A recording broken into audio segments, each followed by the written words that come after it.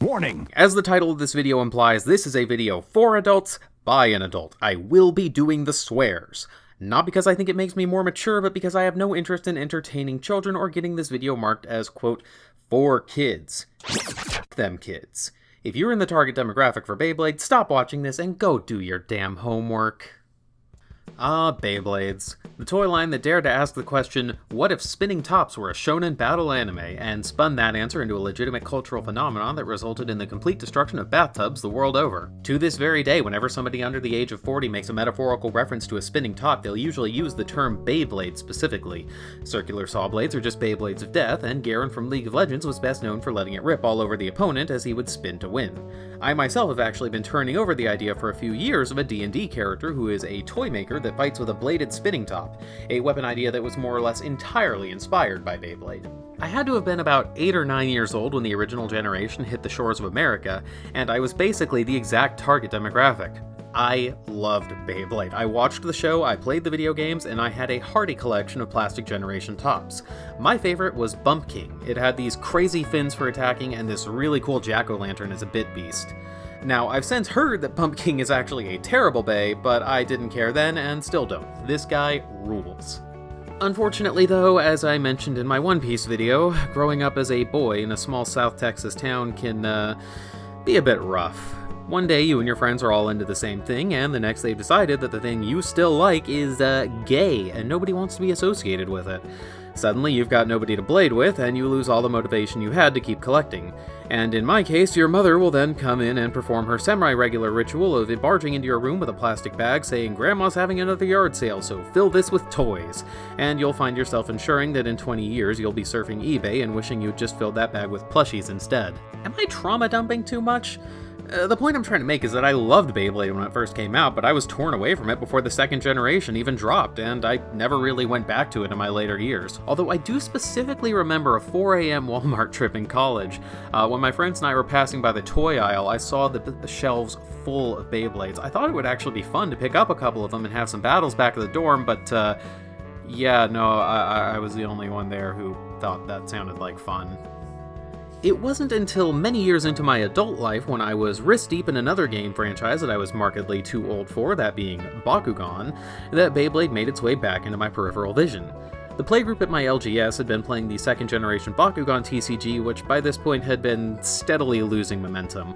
When they announced the third generation of Bakugan out of nowhere, ditching the TCG aspect of the game and introducing a line of marbles with ripcords that spun into battle, the Beyblade comparison was immediate and inescapable. Now, because we all had gotten so much enjoyment out of second-generation Bakugan, we did give the third a more than fair shake, collecting the toys and the arenas, and even putting on our game design hats in an effort to fix the half-baked rule set of a toy line that was obviously no longer interested in having a game of strategy attached to it. Eventually, though, we realized that whatever level of enjoyment we were getting out of it just wasn't worth putting in more effort than the company producing the toy line that was less interested in embracing what made it unique than it was in chasing the success of a completely different toy line. It's ironic, too, because what happened next seems to be a common theme amongst all the people I've talked with who are former members of the Bakugan community, in that at some point we all looked at each other and said, "Look, this just reminds me of how much fun Beyblade used to be, but if Bakugan wants to be Beyblade, then why aren't we just playing Beyblade instead?" And unfortunately for Johnny Bakugan, this realization could not have come at a better time.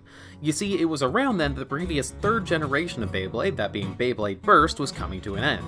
Burst was a series with some interesting designs and added the mechanic where Beyblades could now explode into their component parts after taking enough hits, something I can genuinely no longer imagine the franchise without. But there was just something about it that didn't hit the right way for more than a few of us. The designs were really busy, and the Beys produced for sale in the US by Hasbro were of an extremely low quality compared to their Japanese counterparts. However, the fourth generation was just over the horizon and would be a complete game changer.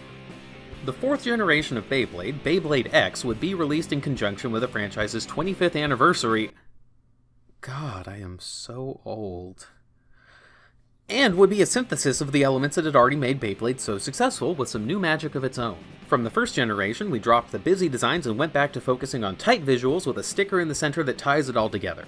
From the second generation, we took the metal outer rings that meant battles would incorporate solid and satisfying hits when the tops would clash, and from the third generation, we took that burst mechanic, giving a visually exciting and satisfying alternate win method to matches. And speaking of matches, did you know that Beyblade has a point system?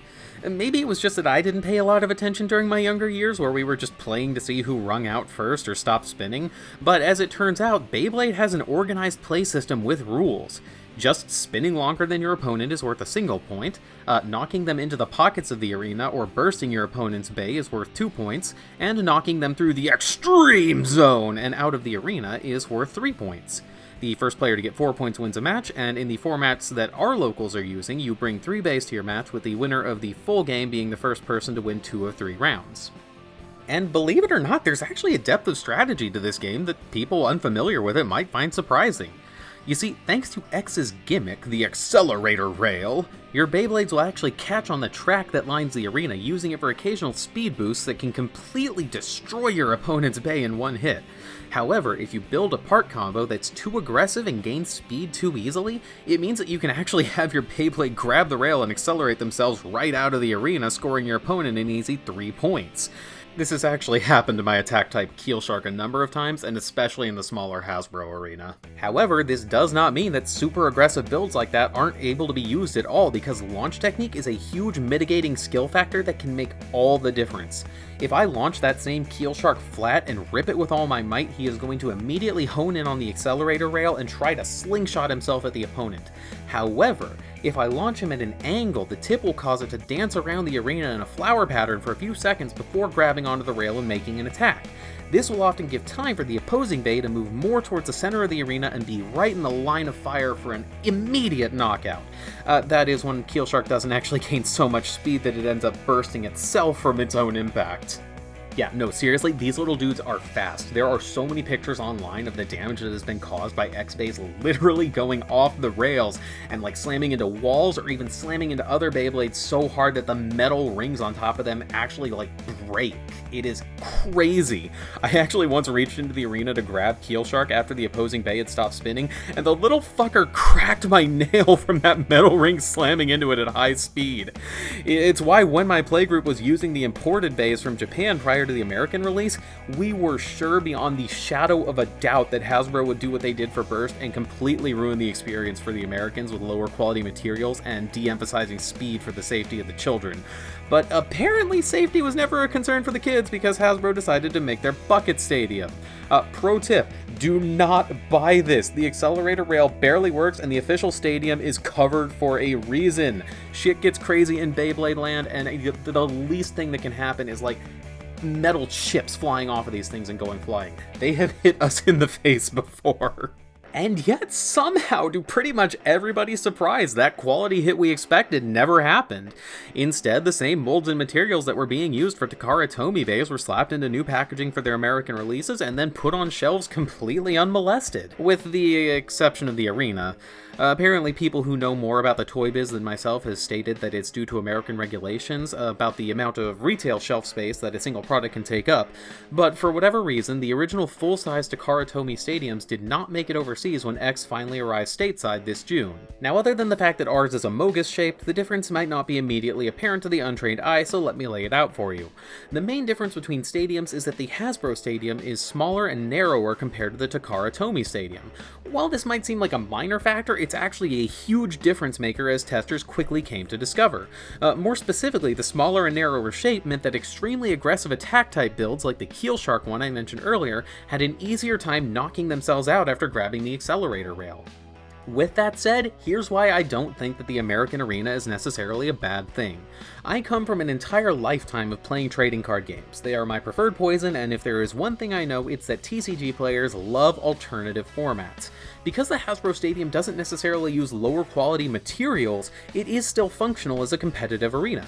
However, the differing shape means that entirely different skill sets are going to be needed to battle effectively in the different arenas. Suddenly, bays that dominated when they had a large playfield find themselves facing competition that wasn't viable in Takara Tomy format.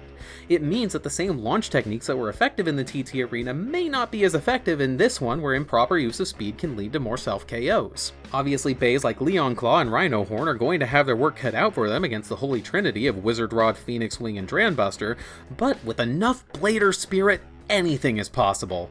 Or you could just have my last tournament experience where your bays are being so chaotic that they refuse to stay in the arena. I guess Hasbro made the do not perceive the bay rule for a reason. Frankly, the only thing I can really think to complain about the American Stadium as opposed to the Takara Tomy one is that the ring-out pockets inside of the arena are actually a little deeper, which are built to stop the bays from popping back out of the pockets if they've been knocked into them. Now, this is kind of a controversial point for a lot of people, because it basically comes down to whether you like the idea of anime-style recoveries where a bay gets knocked into the pocket still spinning and manages to launch itself out. We've had times at tournaments where this has happened, where one has been knocked into the side pocket in the Takara Tomy arena, still spinning, manages to launch itself back out and actually KO the opposing bay.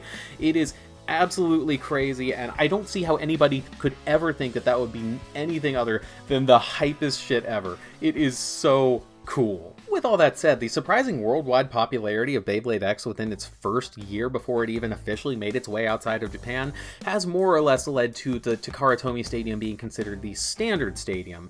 And frankly, I do agree that the Takara Tomy should be always considered the standard, otherwise it'd be kind of weird that there's like, you know, it would be like a Yu-Gi-Oh situation where you have the TCG and the OCG, which basically become entirely different formats. So the thing is, I do believe that a lot of adult hobbyists like myself want to have the optimal experience and generally do have the cash to support that.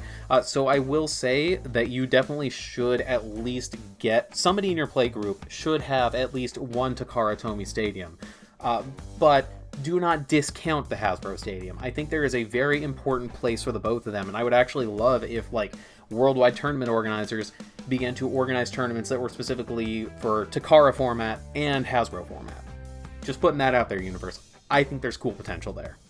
Now, the reason I'm doing all this yapping about like the competitive and the tournament side of things is to establish that as somebody who really enjoyed Beyblade as a child, but never really thought much of it beyond being like, you know, just a fun toy to play with, I found a surprising amount of depth for an adult hobbyist to sink their teeth into. The three-part system of blade, ratchet, and bit that makes up the Beyblade X system leaves room for interested players to really dive deep on how each part affects the performance of individual Beyblades in order to build the most efficient combos possible.